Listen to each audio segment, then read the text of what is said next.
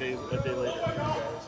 Good. We had a good long film session today, and again, we didn't do anything 5-on-5, no contact, with three games and 4 nights coming up. But got out here, did some more cleanup offensively, execution-wise, spacing-wise that we need to get done just in the half court.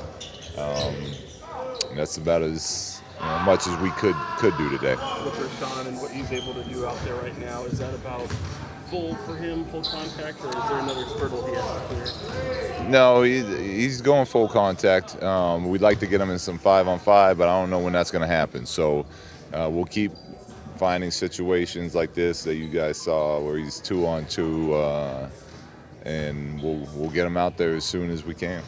Tomorrow too soon? Yeah, he's not going to play tomorrow. Yeah. Would he? I'm sorry, but if this was full contact, it sounds like he would have been a full participant. He was cleared to be a full participant today. We just couldn't get it done with the nagging injuries we do have, the minutes some of these guys are playing, and with 3 and 4 coming up, we just we couldn't get a full 5-on-5 action today. So, but yeah, he was cleared to do it. Is he trying to expand his range? It's like he's stepping out a little bit. He's allowed to work on what he wants to after practice is done.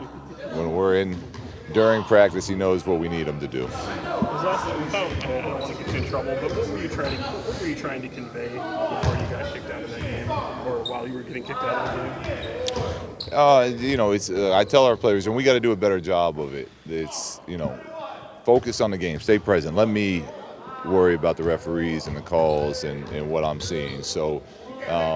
It's part of my responsibility as the head coach to make sure that we're being heard. But we need our players to stay locked in with what the game plan is and executing on offense. And I just, I felt like De'Aaron had been getting hit a lot during that game, and the free throw, the difference in the free throws was pretty high. So I just letting them know what I thought. Pleased with the way they responded?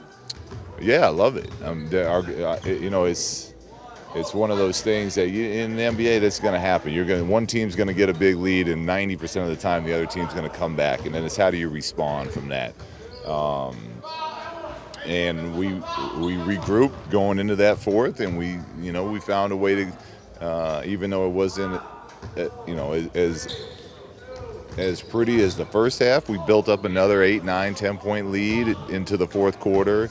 So that to me shows growth, as a team. Where earlier in the season, I don't think we bounced back and win that game. What were some of the issues you saw in that third quarter? Whether it was it started with our energy, just the way we started. We came out, we had the ball first play, throw a turnover, and then we don't run back on defense. They get a dunk. Next play, we messed up a defensive execution. They get a wide open 3. Just off simple game plan execution. So, we gotta be ready to start with better energy coming out of the half. Luke, while it hasn't always looked pretty, you guys are taking care of business. It seems like with the upcoming 3 games, it's another very important stretch. How do you look at it as a game at a time? How do you keep them focused on the big prize? Always the messaging stays the same. We do it. We're pretty consistent with how we're doing it, the things we cover on our film, what we work on, and players see that consistency, and you go about just working on that, on what's next. And for us, that's our game tomorrow night, and that's all that matters to us. And again, it's exciting for me as a coach to see the growth of the team and being able to win games that, like you said, aren't always pretty. It's exciting for me to see De'Aaron continue to develop and get bigger as the game goes. And the more we need him, the more he makes plays. So, all those things are exciting, but it's all that matters is how we perform tomorrow. When you look at Alex, we just had Alex Len over. Is there anything that surprised you? Did you know he was that kind of big when you got him? Yeah, I knew I played against him, I coached against him. I'm sorry. He is big. He's a problem, and I knew he hadn't played in a while, so I didn't really have many expectations for what he was going to do. But I was excited to get someone of his size out here and see what that would look like with what we're trying to do defensively. And boy, he's been really, really good since he started playing for us. Your guys' defensive numbers, are you aware of how good they've been with him on the floor, and how quickly is that becoming and kind of an indispensable part of what you're doing? Yeah. Coach Bob likes to tell me about him every morning when I walk in, what the defensive numbers are. So we talked about it since day one of training camp. We said that's where we have to make it. Eventually, that's where we have to, make a ton of progress to become the type of team we want to. And he's really helped with that, and he's helped speed that process up. But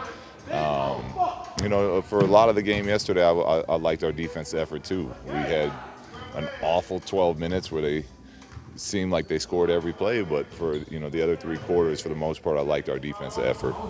Did you feel the need to apologize to Harrison at all? Apologize to Harrison? For what? Maybe you didn't see it. You shot him out of the way pretty good. I didn't feel it anyway. Yeah, I think he felt you. He definitely felt you. I need to talk to the strength coaches about that. Then he need to get him back in the weight room a little more. Then.